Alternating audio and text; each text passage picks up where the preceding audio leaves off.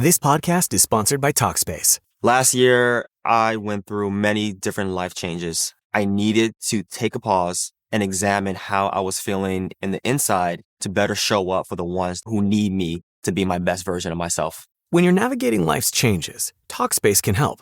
Talkspace is the #1 rated online therapy, bringing you professional support from licensed therapists and psychiatry providers that you can access anytime, anywhere. Living a busy life, navigating a long-distance relationship, becoming a first-step father, Talkspace made all of those journeys possible. I could speak with my therapist in the office. I could speak with my therapist in the comfort of my home. I was never alone. Talkspace works with most major insurers, and most insured members have a $0 copay. No insurance, no problem. Now get $80 off your first month with promo code SPACE80 when you go to Talkspace.com. Match with a licensed therapist today at Talkspace.com. Save $80 with code SPACE80 at Talkspace.com. This is the story of the one. As a maintenance tech at a university, he knows ordering from multiple suppliers takes time away from keeping their arena up and running. That's why he counts on Grainger to get everything he needs, from lighting and HVAC parts to plumbing supplies, all in one place. And with fast, dependable delivery, he's stocked and ready for the next tip-off. Call 1-800-GRAINGER, click Grainger.com, or just stop by. Grainger, for the ones who get it done. Ladies and gentlemen, thank you for listening, downloading, and subscribing to the latest edition of the 12 Kyle podcast. I'm 12 Kyle. Check this out. On this podcast, we're going to take a trip back down memory lane. We're going to visit Doggystyle, the debut album from Snoop Dogg. This album turns 25 years old this year. It's hard to believe, but on November 23rd, 1993, Snoop Dogg dropped this album. And to say that it was a game changer is a huge understatement. I guess before we get into what the album was about and everything that surrounded the album, because there was drama surrounding the album, I want to take you back to the landscape of 1993, particularly November of 1993. It was a very special time in hip hop. Of course, in 1992, the end of 92, December of 92, Dr. Dre releases The Chronic, right? So The Chronic is killing it. It's tearing up the charts. It's hot on the streets. The West Coast is running hip hop. And right in the middle of that is Snoop Dogg. I mean, he makes his debut. He actually made his debut on the Deep Cover soundtrack with Dre. And, you know, the first song that he appears on, or at least the first video that he appeared in, was the Nothing But a G thing. And of course, you see Snoop and he's very shy. He's not even looking at the camera and everything. And people, you know, were wondering who this guy was, because he's on the Deep Cover song, and then he's on Nothing But a G thing, and then he's all over The Chronic. And, you know, people were really, really anticipating this album. But that time in hip hop was really, really key because, again, like I said, the West Coast was winning. However, just 2 weeks prior to this album coming out, on November 9th, the East Coast comes back. A Tribe Called Quest drops Midnight Marauders, and Wu-Tang drops Enter the Wu-Tang 36 Chambers. Both of those albums dropped November 9th, 1993. So here comes Snoop 2 weeks later. And I remember this distinctly because Snoop's album was so highly anticipated. The album was actually supposed to be released in December, but they had to move it up because they were fearful of bootleggers. Now, some of you new people, newbies, some youngsters, young Thundercats, you may not know what a bootlegger is, but back in the day, songs and albums were bootleg, meaning that they would be, black marketed on the streets. So you didn't want the streets to get a hold to them, because the streets if they got leaked on the streets, that was less sales for the artist. But just to give you that idea, hip hop at that particular time was extremely competitive. And so again, you got the West Coast running hip hop, and then here comes the East is coming back, and then Snoop is about to drop this album. Now, one of the things that made this album so special was what was happening around its release date. As I mentioned, it was supposed to be released in December. They had to move it up because they were fearful that it was going to be leaked. But the album was so anticipated that people had to have it. Now, one thing that was key about that time and that era, you got to keep in mind, there was no such thing as the internet, right? So you couldn't download the album, you couldn't stream it. You had to physically go purchase either a tape, a cassette tape, or a CD, or the vinyl if you bought vinyl album. So people wanted their hands on this album, but you knew that with the anticipation of it, that if you didn't get that album the first week that it came out, there was a possibility the stores were going to run out. There weren't going to be enough copies. So I distinctly remember going to the record store.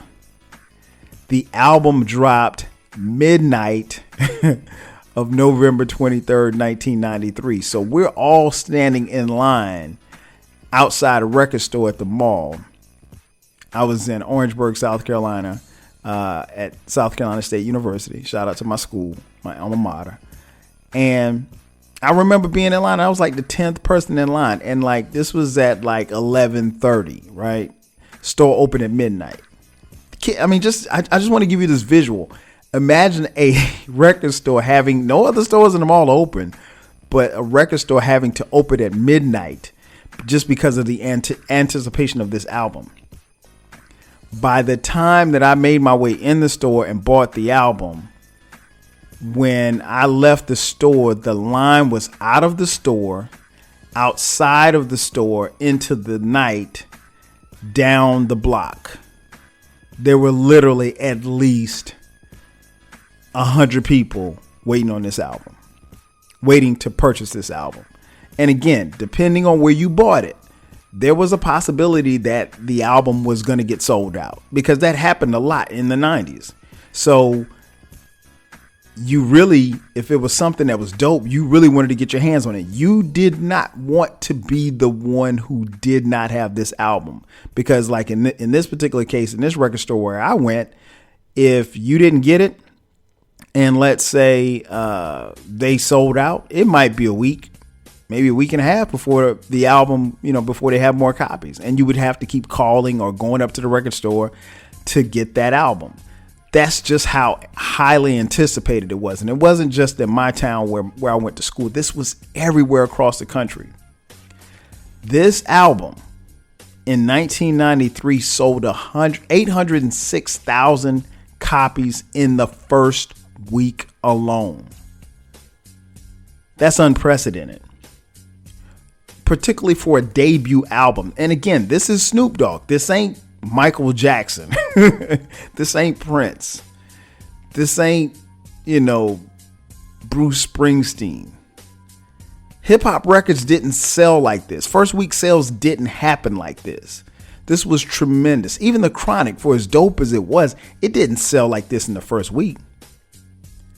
That was just how highly anticipated and people wanted to get their hands on this album. The demand was crazy. So again, the hype surrounding the album, there's only a couple of hip hop acts that I can remember that had that much hype going into a debut album. I would say Snoop's Doggystyle, 50 Cent's Get Rich or Die Trying, and Nas' Illmatic, in no particular order. And I know 50's album sold extremely well. Illmatic didn't sell like that because, again, people really weren't buying album, but it was hot on the streets, though. But those probably were the most anticipated hip hop albums. But Doggystyle was different because, like I said, people just flocked to the stores. You couldn't keep this album on the shelves. Honestly, you just couldn't. And so it was hot and people wanted it. Another thing that surrounded the release of the album was 3 months before the album drops, Snoop gets arrested. Not only does he get arrested, but he's arrested on like attempted murder charges. Snoop was arrested for the attempted or murder. Well, this guy got murdered. This guy that was said to be in a rival gang, Philip Woldemarian. He was alleged to have been stalking Snoop. Snoop was driving his car and Snoop's bodyguard shot him and killed him. They claimed that it was self-defense, but again, this is 3 months before the album drops. So everybody knows that this album is coming. You have, because the first single was Who Am I? What's My Name? That was released October 30th. So that was released a little less than a month before the album dropped. And that was like a number one single. So you got the number one single on the streets. And you have one of the most anticipated hip hop albums, and you're in jail. And you're looking at the possibility of, you know, not only being locked up for a long time, but not even being able to promote this album in the meantime if you don't get out of jail. But he did. And he subsequently spent most of 1995 preparing for the trial. He was subsequently acquitted in 1996. But, you know, you got this guy, one of the hottest rappers in the world, and he's rapping about this gangster shit, and he's on trial for murder. You couldn't, while, you know, and I don't want to glorify it because someone died, and I don't know, you know, if they ever found out who, you know, I don't know if anybody ever caught any charges behind it. I just know that Snoop was acquitted. So I don't want to make light of someone dying, but that just, I mean, it was almost like it was scripted to some degree. Even though it wasn't, but you get my point. So you had all of this stuff surrounding Snoop. Not only he's, you know, doing all of that, but he's coming out of the death row camp and he's rolling with Dr. Dre and Suge Knight and Dog Pound. And so you got all of these things in the mix. And then this album finally reaches our hands on November 23rd, 1993. And it is crazy. It's a phenomenal album. The album, as I mentioned, 806,000 copies sold in the first week. I think it went on to sell like 7 million copies in the United States, 11 million copies worldwide. To say that this album, you know, broke records, I mean, that's an understatement. This album was incredible. Not only did it put, you know, another stamp for Death Row, but another stamp for the West Coast. And, you know, it helped birth the G-Funk era. G-Funk was a style that they had created out there.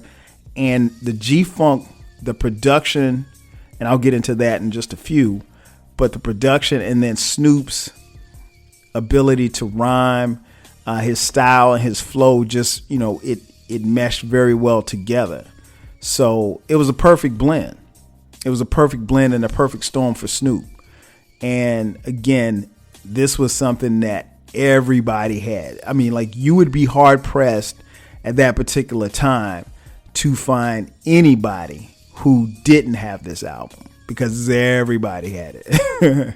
Everybody had the album, and everybody, especially I was on a college campus. Everybody on the campus was bumping it. You couldn't walk to class. You couldn't go walk through the dorms and not hear a song from Doggystyle. So I'll tell you what, let's take a quick commercial break. And on the other side of the break, we'll break it down, man. I'll talk about the production and the tracks and tell you why this album is significant and what happened to Snoop Dogg after this album dropped. Sit tight. We'll be back in just a second.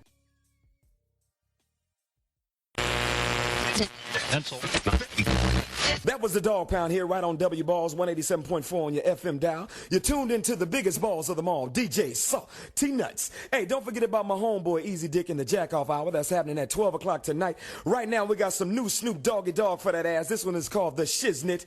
You're about to go downtown, bitch, right here on the station that plays only platinum hits. That's 187.4 on your FM dial. If you're licking, that's W Balls.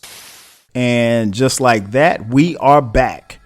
Once again, it's your boy 12 Kyle, the 12 Kyle podcast, and we're talking about Doggystyle 25 years later.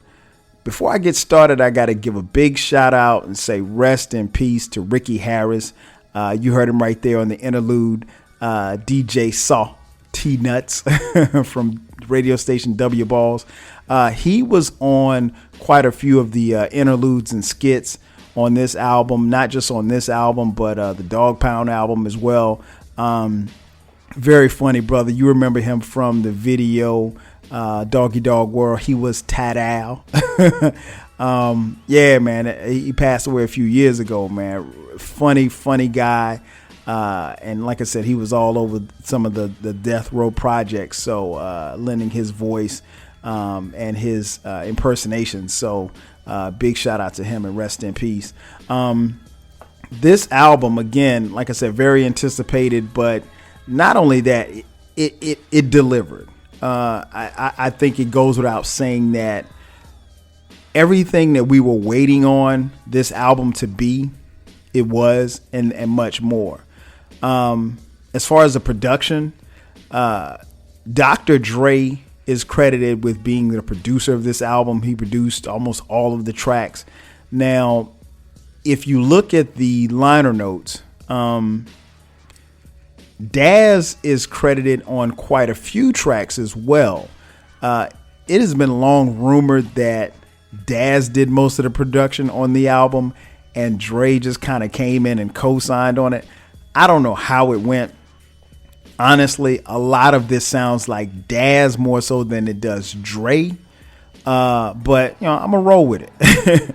I'll say Dre and Daz. The production on this album is perfect for Snoop. You know, the G-Funk sound actually fits Snoop very well, wherein there were some tracks on the Chronic that was a little bit slower, and Snoop had to slow his style up a little bit. He didn't necessarily have to do this. You know, he has that, you know, kind of singing type, you know, flair to some of his rhymes. And I thought it fit Snoop well.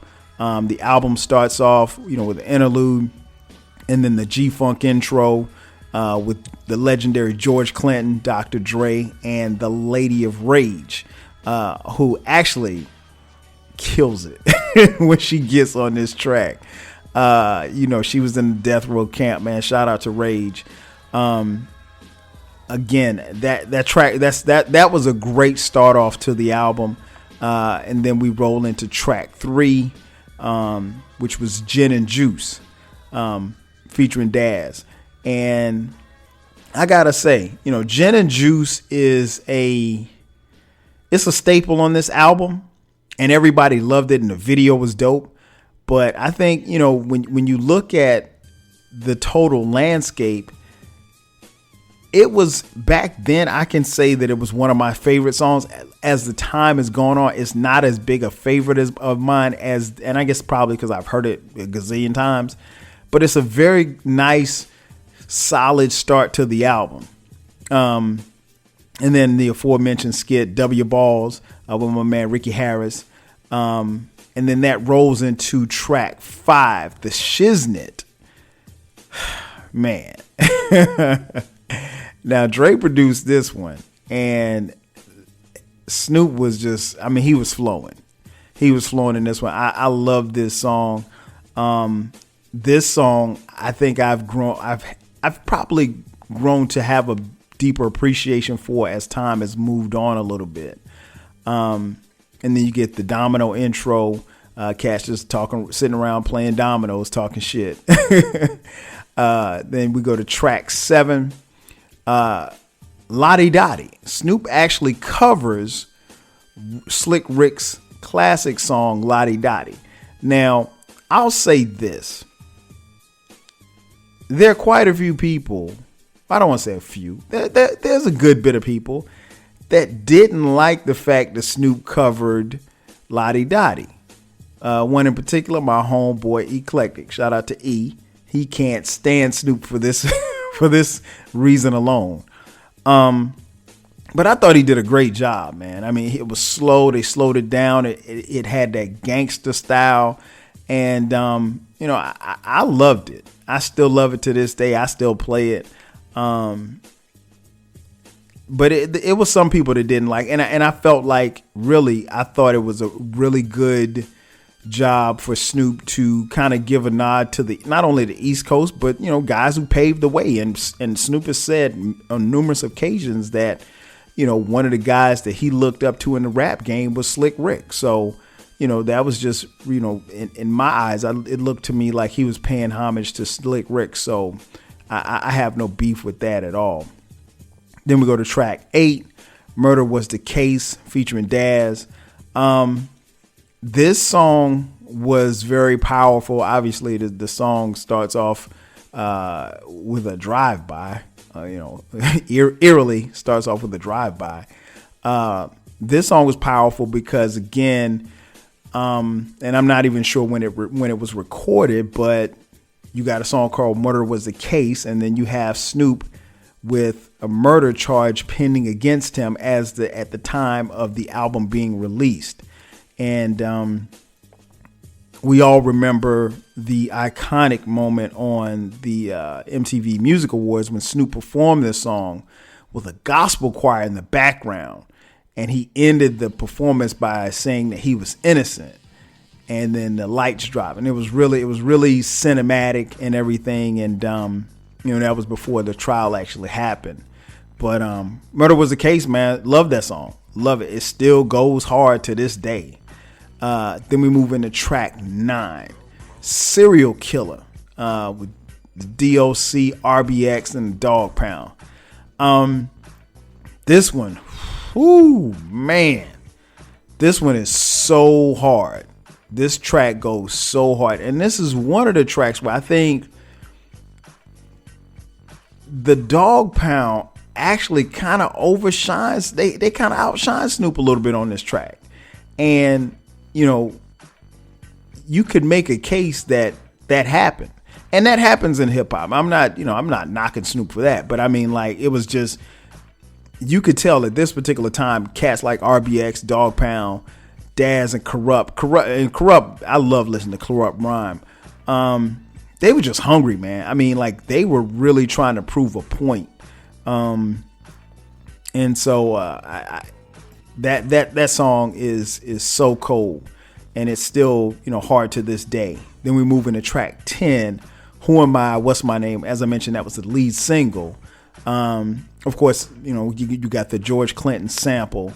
Had a video for it as well, and typical Snoop banger. I mean, it bangs, and it still bangs to this day. And if you play it in the club, people still are gonna move to it. Then we go to track 11, For All My Nuh and My Bitches, featuring Dog Pound and Lady of Rage. This one, Corrupt kills everybody. Corrupt kills Snoop, he kills Daz, he kills Lady of Rage. I mean, like, I don't really know what to say. I love his verse on that. And one thing that, is constant throughout this album, is bitches and hoes. Some people had a problem with Snoop and his misogynistic views and the way that he talked in the album. I've often said this is, this album, is not, looking back on it, 25 years later, there's some rhymes and there's some things that said that, people just don't rhyme like that anymore. I don't necessarily think that you got to say, that you got to be referencing bitches and hoes in every song. But, in 1993, that was pretty commonplace. And so, back then we just kind of chalked it up. We didn't really, we ain't really pay too much attention to it like that. So, and I don't think people really took that, at least from what I could tell, didn't take a lot of offense to it. But, his content, outside of the fact that Snoop can rhyme, his content was going to be, smoking weed, getting drunk, messing with chicks. That was it. He wasn't, he was no threat to Rakim as far as content was concerned, but it was some hot, dope ass lyrics over some hot, dope ass beats. And that's what we wanted. And, people still loved it, man. And again, I think that content was probably more closer to what people were talking about in that particular era. Again, 25 years later, I'm not offended by the music at all. And so I just kind of, put it in the capsule in which it was. Track 12. Ain't no fun if the homies can't have none.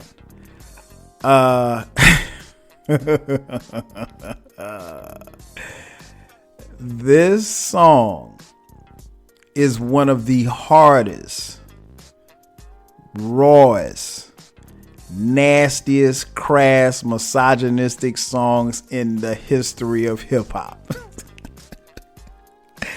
And we loved it. When you start off with Nate Dogg's verse,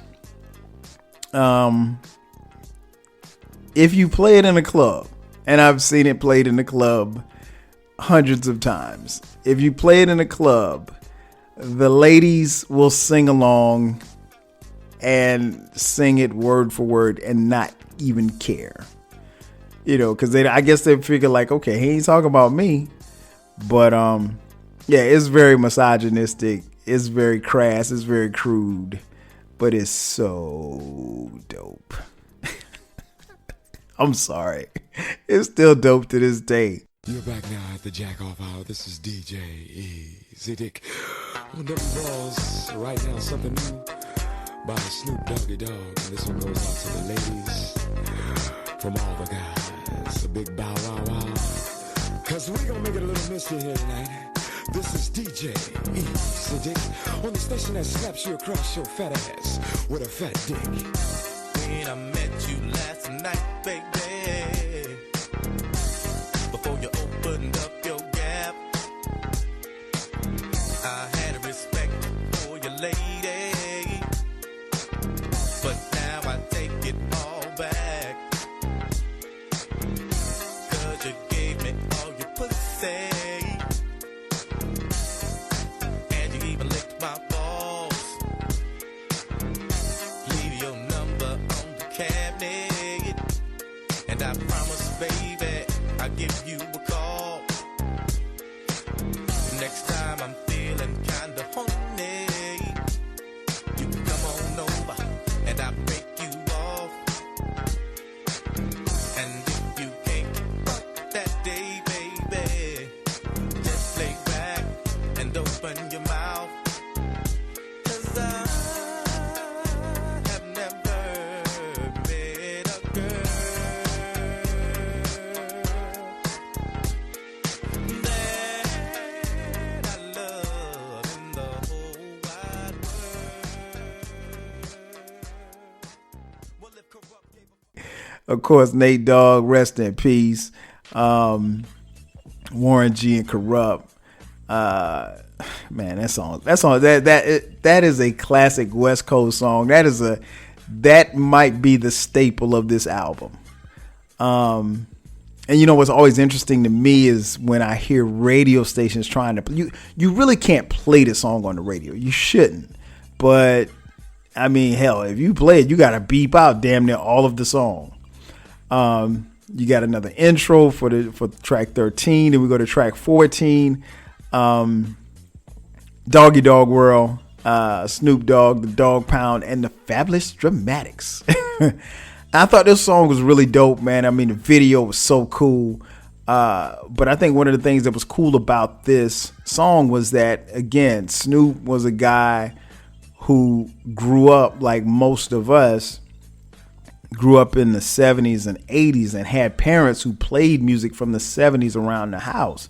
So, you know, one of the, and I said this, you know, on a previous podcast, is that one of the great things about this particular era of hip hop was that a lot of the music that we got reintroduced to was, you know, the Parliament, the George Clinton, the Isley Brothers, that music that we heard as kids, you know, while our mom and dad were playing cards and whatever, you know, having parties at the crib or whatever the case may be. And we were reintroduced to that music through these samples. And so having the Dramatics on, like, I remember hearing Dramatic songs in my house, and then hearing them on a track with Snoop was really, really dope. And, you know, that's something that happened 25 years ago, but probably doesn't happen at all in hip hop now. And that's kind of sad. And then you go to another, the Classroom intro skit. And then we go to track 16, G's and Hustlers. This is my favorite song on the album. The beat, Snoop's flow, I love it. This, hands down, is my favorite song on the album, even to this day. I love it. I play it all the time, man. G's and Hustlers, you can't go wrong with that. Still hard to this day. Then we go to track 17, Checkin'. And then track 18, G's Up, Hoes Down. Now, the interesting thing about G's Up, Hoes Down is that there was a sample issue. So if, depending on when you bought this album, it may or may not be on your album. Like, I know, like, it's on my album here, but when I looked on Spotify, it's not on there. And it was because it was some type of sample issue that some sample couldn't get cleared. So it does not appear in some streaming services. But G's Up, Hoes Down. And then the song, the album ends, track 19, Pump Pump with Lil Malik. And that was dope. I like that. Lil Malik from the group Illegal, Malik and Jamal. I thought Malik held his own, you know, rhyming with Snoop. And that was a pretty good closeout to the album. Again, this album, man, it's hard to believe it's been 25 years because I literally remember standing in the line at the record store to cop this album. And again, everybody had it and everybody loved the album. Everybody that I knew who had the album loved the album. I think it goes without saying that this is Snoop's best work. At least to me it is. And it is mind-boggling to me that Calvin Brodus Jr. went from ain't nothing but a G thing, barely looking into the camera, you know, appearing to be very shy, to creating this masterpiece called Doggystyle. And some 25 years later, he has a star on the Hollywood Walk of Fame. I mean, like, you can make a case that Snoop Dogg is one of the most popular rappers of all time. I won't say he's the most popular, but he's probably one of, if you got a top 5 popular rappers, Snoop Dogg is in that top 5. Your granny probably knows who Snoop Dogg is. Snoop Dogg has done a TV cooking show with Martha Stewart. I mean, I don't know. He was Snoop Lion at one point. He was a Jamaican, I guess. I don't know what he was doing. He made a gospel album. Snoop, I don't know how many times someone can recreate themselves, but he's a brand. And he's still making music. I know at one point in time, Snoop was DJing in Las Vegas. And then he did the reality show with his son, and his son was playing football. I mean, Snoop, he coaches youth football and everything like that. He's a huge football fan. Snoop, it's amazing to see the growth in the 25 years. And he's often said, that trial changed everything for him. Being, acquitted, he knew he had to change his game, and he did. And, he left death row, went to, No Limit, left No Limit, and did his own thing. And I mean, Snoop has just been, he's been an icon. But as far as music is concerned, this album is very significant. Again, this was the start of the G-Funk staple. This was the start of the G-Funk era with this album. It helped, sustain the West Coast dominance. It put a lot of rappers on the map. And it did a lot. And I remember, I think The Source gave it 4.5 mics. If I had to give this album mics, I'd probably say it's a 4.5. I couldn't give it a 5 because looking back on it, Snoop does have a lot of guest features on here. I mean, like you can't have a 5 mic album with, all of these songs and somebody is on like every other song. But nonetheless, man, it's a dope album. I would encourage all of you, if you have not listened to this album in a while, pick it up and listen to it again, man. I mean, you'll be able to take something from it. This album has aged extremely well. Again, once you get past the subject content, and that if you put yourself in that time capsule, if you were around or if you could come outside in 1993, you'll understand why Snoop was rhyming about what he was rhyming about and why it sounds with it. But it's still a feel good album. And again, I still love playing it, man, and I still play it to this day. Again, Snoop Dogg, Doggystyle, 25 years later. Thank you for listening. Once again, it's your boy 12 Kyle. I'll catch you guys on the next go round. 5Gs. K-pop demon hunters Haja Boy's breakfast meal and Huntrix meal have just dropped at McDonald's. They're calling this a battle for the fans. What do you say to that, Rumi? It's not a battle. So glad the Saja Boys could take breakfast and give our meal the rest of the day. It is an honor to share. No, it's our honor. It is our larger honor. No, really. Stop. You can really feel the respect in this battle. Pick a meal to pick a side. Ba-da-ba-ba-ba. At participating McDonald's while supplies last.